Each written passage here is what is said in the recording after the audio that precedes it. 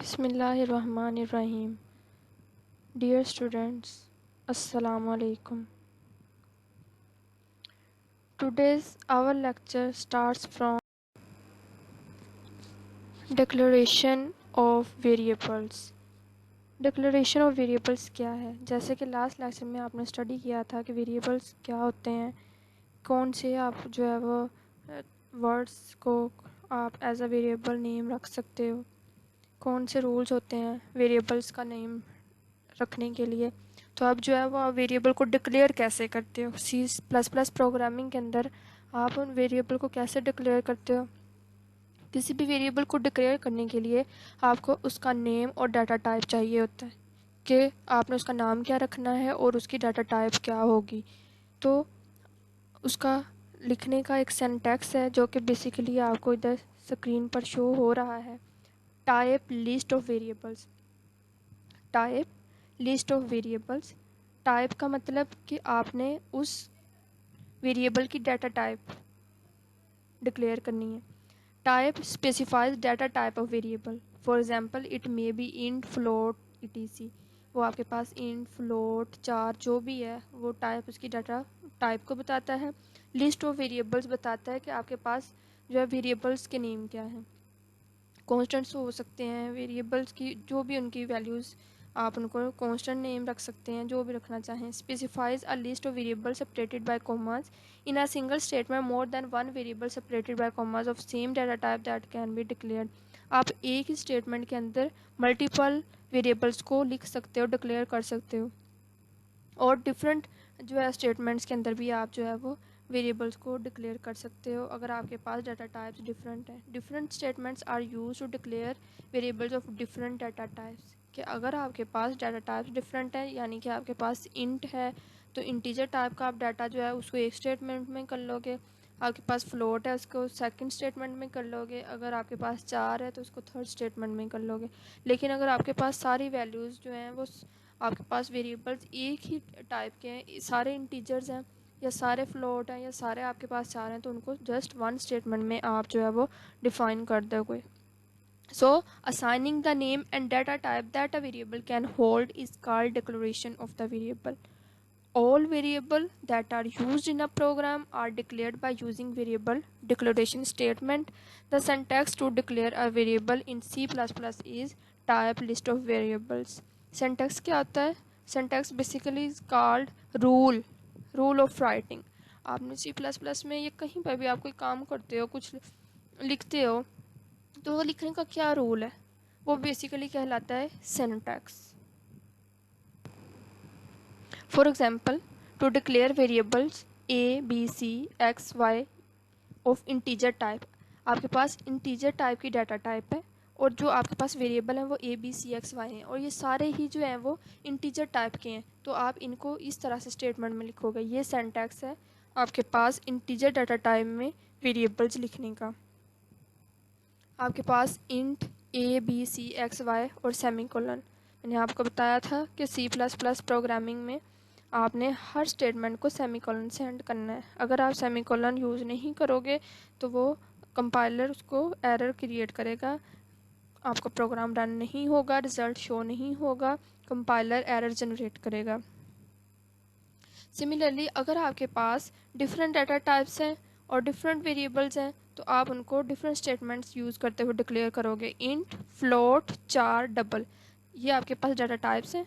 ए x Y, B, name, सम, ये आपके पास basically variable names हैं। ये हम उनको डिक्लेयर कर रहे हैं कि इस वेरिएबल की ये डाटा टाइप, इस वेरिएबल की ये डाटा टाइप, इस वेरिएबल की ये डाटा टाइप, इस वेरिएबल की ये डाटा टाइप, उन सबको सेमीकोलन से एंड कर देंगे। यहाँ पे जो 7 एरे आपको शो हो रहा है ये बेसिकली आपको करैक्टर नेम की लेंथ शो कर रहा है कि कोई नेम है जिसके जो है आपके पास वर्ड्स जो हैं वो 7 है। इनिशियलाइजेशन ऑफ वेरिएबल्स, कि आपने वेरिएबल्स को डिक्लेयर तो कर लिया, अब उनको अगर वैल्यू भी साइन करते हैं तो उसको कहते हैं initialisation of variables. Assigning the values to the variable is called initialization of variables. Also, assigning a noun value to a variable at the time of its declaration is called initialization of the variable. When a variable is declared, a memory location is assigned to it. जैसे ही आप C++ में किसी variable को declare करते हो, उसकी automatically जो है वो मेमोरी जनरेट हो जाती है उसकी लाइब्रेरी में। हर वेरिएबल के रिस्पेक्टिव एक जो है मेमोरी लोकेशन जनरेट हो जाता है उसके जो है लाइब्रेरी में। The value in that memory location is also assign to the variable. तो उस जो मेमोरी लोकेशन से वैल्यू उस वेरिएबल को फिर असाइन कर दी जाती है। For example to declare variables, मिसाल के तौर पर आप कोई वेरिएबल लेते हो, मल्टीपल 1 से लेकर आप जितने चाहें ले सकते हैं according to need of your programme.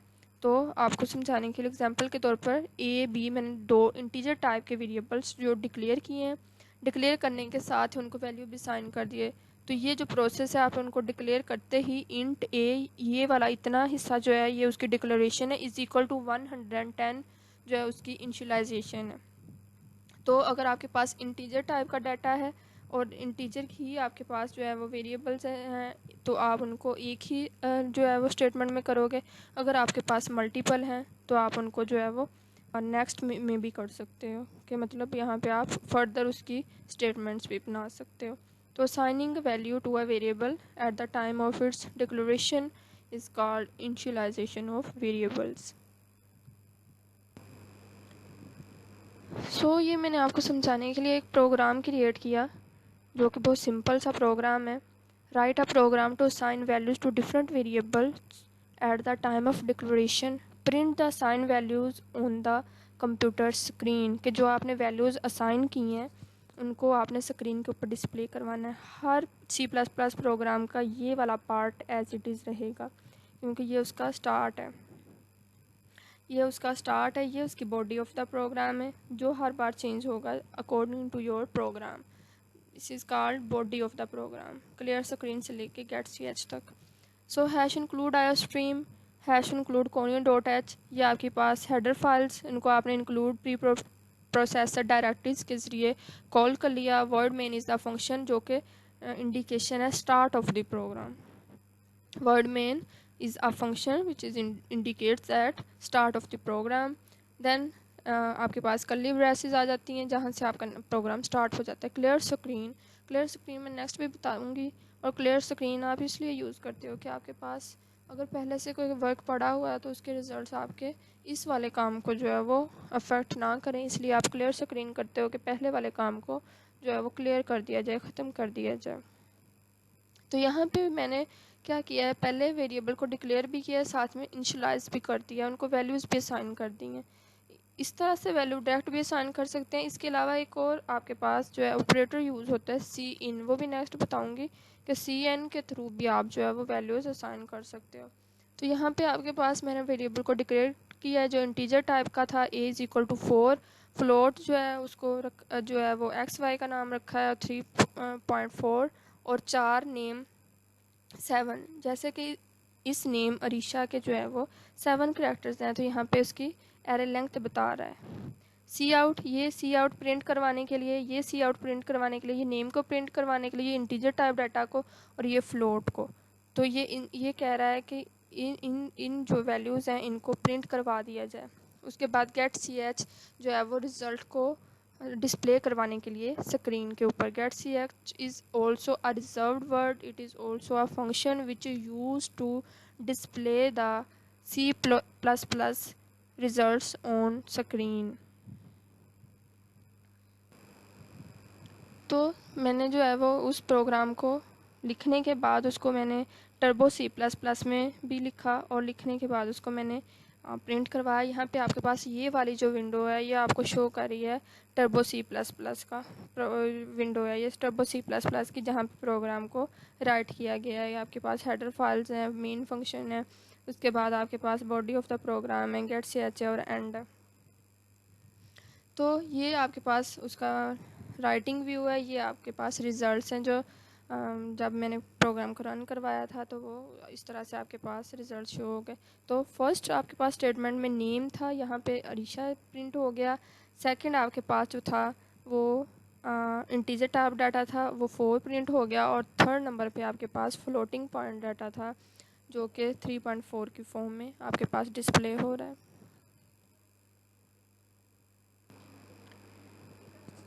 Arithmetic operators, जैसे कि लास्ट लेक्चर में भी इनका यूज़ हुआ था, मैंने बताया था कि ये वो ऑपरेटर्स हैं जो कि मैथमेटिकल ऑपरेटर्स होते हैं और इनको हम मैथमेटिकल पॉइंट ऑफ व्यू से यूज़ करते हैं सी प्लस प्लस में। अगर हमने दो नंबर को एडिशन करना है, सब्ट्रैक्ट करना है, मल्टीप्लाई करना है, डिवाइड करना है, तो हम क्या करते हैं कि हम अरिथमेटिक ऑपरेटर्स यूज़ कर लेते हैं।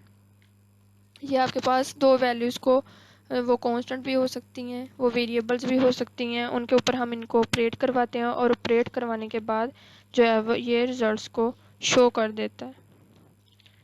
तो आपके पास जो है फर्स्ट वन वो है एडिशन, उसके बाद है सब्ट्रैक्शन, उसके बाद है मल्टीप्लिकेशन, उसके बाद है डिवीजन। ये जो चार आपके पास ऑपरेटर हैं ये मोस्ट कॉमनली यूज्ड हैं सी प्लस प्लस में।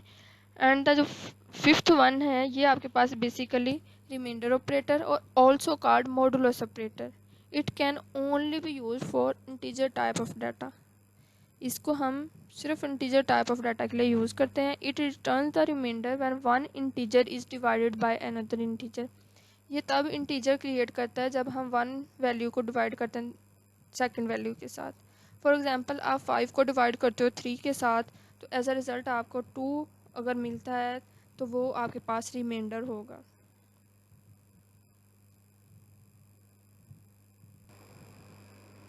Next basic input output. Basic input output क्या होता है ये तो आपको पता है कि कंप्यूटर की लैंग्वेज में आप जानते हैं कि अगर आप कोई चीज़ कंप्यूटर स्क्रीन को दे रहे हो, खुद दे रहे हो by using any input device like keyboard, mouse, anything input device by using enter data to the computer screen is called input. और आउटपुट वो है कि जो आपके पास स्क्रीन शो कर रहा है, स्क्रीन के ऊपर जो आपके पास डिस्प्ले हो रही है वो आपको जो या जो कंप्यूटर आपको दे रहा है उसको कहते हैं output. The statements that are used to get data and then to assign it to variables are known as input statements. The statements that are used to receive data from the computer memory and then to send it to the output devices are called output statements. Following are commonly used input output statements. अब C++ के अंदर सी input और output statements कौन सी हैं या input output objects कौन से हैं। तो अभी आपको प्रोग्राम में भी शो हो रहा था कि आपने एक सी आउट का जो है वो ऑब्जेक्ट यूज़ किया था। The C out is pronounced as C out. The C out stand for console output. The console represents the computer display screen. The C out is a C++ predefined object. ये predefined object है, इसको आप change नहीं कर सकते, ये एक reserve word के तौर पर बिहेव करता है। It is use as an output statement to display output on the computer screen. ये किसी भी डाटा को कंप्यूटर स्क्रीन के ऊपर डिस्प्ले करने के लिए जो है वो यूज़ होता है। It is part of IO stream header file. ये है आईओ स्ट्रीम हेडर फाइल का हिस्सा है। अगर आपने सी आउट को कहीं पर भी प्रोग्राम में यूज़ किया है और ऊपर उसकी हेडर फाइल आपने जो है वो कॉल नहीं की तो आपका तब भी एरर जनरेट होगा। तो जब भी आपने कोई फंक्शन यूज़ करना है आपने उसकी रिस्पेक्टिव हेडर फाइल को पहले ज़रूर ऊपर कॉल कर लेना है प्रोग्रामिंग के स्टार्ट में ही। Flow of data from one location to another is called stream. Data का एक जगह से दूसरी जगह मूवमेंट आपके पास स्ट्रीम कहलाती है। सी आउट का जो सिंटैक्स है बेसिकली वो है c out put to operator, constant और वेरिएबल कोई सी भी वैल्यू और एंडल। ये बेसिकली ये इतना है आपके पास सी आउट, ये वाला आपके पास पुट टू ऑपरेटर, यहाँ पे कोई भी वैल्यू हो सकती है कांस्टेंट वेरिएबल, और यहाँ तक ये जो है ये आपके पास इसका सिंटैक्स है। ये एंडल एक फर्दर है जो मैं नेक्स्ट बताऊँगी कि ये आपके पास एंड ऑफ लाइन के लिए यूज़ होता है। तो इसका बेसिकली इतना जो है ये आपके पास सिंटैक्स है लिखने का। नेक्स्ट है सी इन ऑब्जेक्ट और इनपुट स्ट्रीम। तो जैसे आउटपुट वो कंप्यूटर हमें शो कर रहा होता है और इनपुट जो हमने देनी है। Input C in stand for console input. It is pronounced as C in an extraction operator use for this purpose. क्या है कि extraction operator out C out के लिए आपको पुट टू ऑपरेटर चाहिए और सी इन के लिए आपको एक्सट्रैक्शन ऑपरेटर चाहिए। ये आपको शो हो रहा है स्क्रीन के ऊपर। It is use as input statement to get from the keyboard during execution of the program. Program execute करते हुए आप जो है वो कोई वैल्यू प्रोग्राम में एंटर करना चाहते हो बाय यूजिंग कीबोर्ड, देन आप सी इन जो है वो ऑब्जेक्ट यूज़ करोगे। It is used as input statement to get input from the keyboard during execution of the program. The cn object is also a part of iostream header file. ये भी iostream header file का हिस्सा है। तो इसका syntax आपको नज़र आ रहा है। cn यहाँ पे आपके पास वेरिएबल भी हो सकता है, कॉन्स्टेंट भी, कोई भी वैल्यू जो आप कीबोर्ड से प्रेस करते हो वो आपके पास इधर चली जाएगी। और एक्सट्रैक्शन ऑपरेटर और सी इन, तो दो मेथड हैं सी प्लस प्लस प्रोग्राम के अंदर वैल्यू किसी भी वेरिएबल को साइन करने के। नंबर वन इज़ आप डायरेक्ट उसको इनिशियलाइज कर दो, डायरेक्ट उसको वैल्यू दे दो। अगर आप डायरेक्ट नहीं देते हो, ड्यूरिंग एग्जीक्यूशन देना चाहते हो, तो आप क्या करोगे, सी इन ऑब्जेक्ट के थ्रू, सी इन ऑपरेटर के थ्रू उसको वैल्यू साइन करोगे। नेक्स्ट है screen function. Clear screen function जो है वो आपको तब आपको यूज़ करना पड़ता है कि अगर आपने पहले कोई प्रोग्राम राइट किया है और उसके बाद आप दूसरा प्रोग्राम राइट करना चाहते हो और आप नहीं चाहते कि आपका जो पहले प्रोग्राम आपने राइट किया है उसके रिज़ल्ट्स आपके नए प्रोग्राम के रिज़ल्ट्स के साथ जो है मिक्स हो जाएं और आपके पास जो है वो एक थर्ड टाइप का न्यू रिज़ल्ट बन जाए, तो इसलिए आप क्लियर स्क्रीन यूज़ करते हो। क्लियर स्क्रीन जो है फंक्शन है बेसिकली, और ये भी एक रिजर्व वर्ड है, इसको भी आप चेंज नहीं कर सकते, इसको एज इट इज़ यूज़ करते हो। आप अपना प्रोग्राम राइट करने के बाद क्लियर जो है राइट करने से पहले एक स्क्रीन यूज़ करोगे। आपने अपनी हेडर फाइल डिफ़ाइन करनी है, वर्ड में डिफ़ाइन करना है। जैसे ही आपकी body of the program start होगा, क्या करोगे कि आप जो है वो क्लियर स्क्रीन मेंशन करोगे और देन आप अपनी प्रोग्रामिंग स्टार्ट करोगे। तो जो आपके पास क्लियर स्क्रीन है ये basically conio dot h header file का the file has been included in preprocessor directives.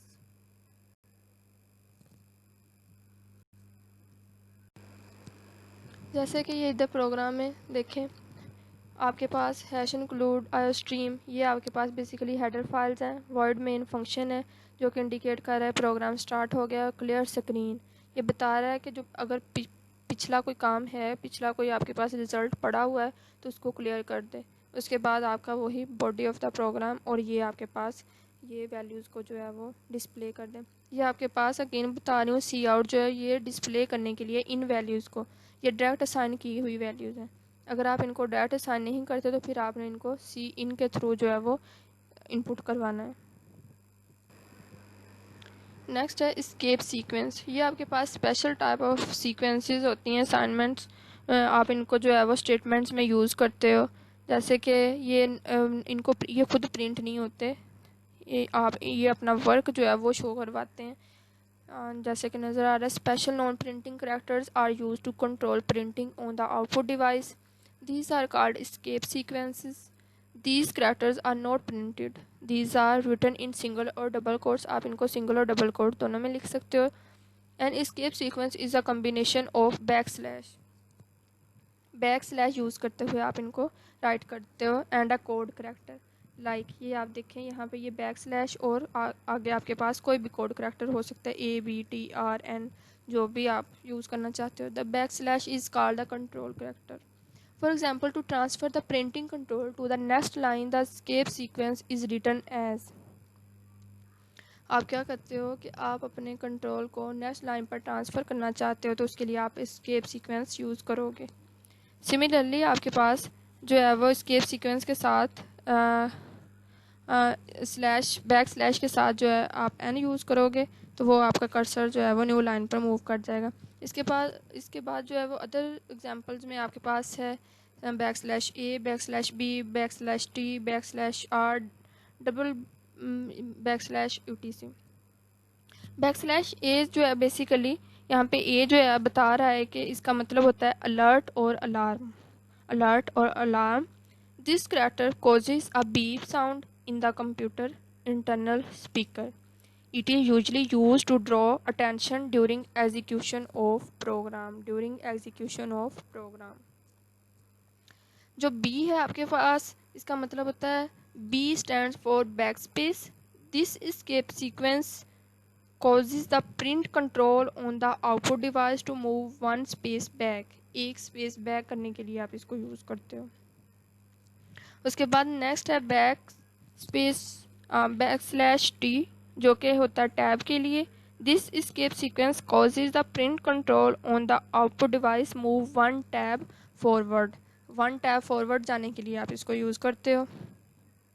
Next है /r जो कि आपके पास इसका मतलब है R stands for carriage return। It moves the cursor to the beginning of the current line. ये line के शुरू में लेके जाने के लिए कर्सर को यूज़ होता है। और जो आपके पास डबल बैकस्लैश हैं, these are two backslash characters, one is used as control character and the second is used to print a backslash character. एक तो जो है वो आपके पास जस्ट बैकस्लैश के लिए, दूसरा जो है आपके पास अगर आप बैकस्लैश को प्रिंट करवाना चाहते हो तो इसलिए आप इसको यूज़ करोगे। इस तरह इसके अलावा और भी हैं, लेकिन जो मोस्ट कॉमन है वो ये यहाँ पे नज़र आ रहे हैं। तो इसका जो है आपके पास सिंटैक्स लिखने का, आप कुछ प्रिंट करवाते हो, for example I love Pakistan print करवाते हो, फिर चाहते हो कि आपका जो कर्सर है वह खुद ब खुद नेक्स्ट लाइन पर मूव कर जाए, तो आप उसके लिए \n यूज़ करोगे तो वो खुद ब खुद नेक्स्ट लाइन पर मूव कर जाएगा।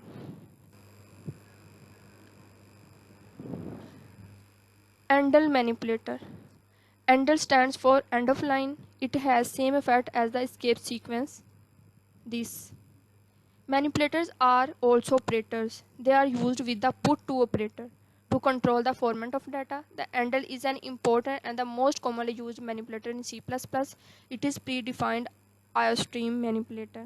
इसकी भी एग्जांपल्स, Endl का भी वही काम है और आपके पास escape sequence \n का भी वही काम है। पाकिस्तान प्रिंट करवाना चाह रहे हैं और चाहते हैं कि ये प्रिंट होने के बाद जो है वो आपका जो कर्सर है वो खुद ब खुद न्यू लाइन पर मूव कर जाए, तो आप इन दोनों में से कोई सा भी यूज़ कर सकते हो।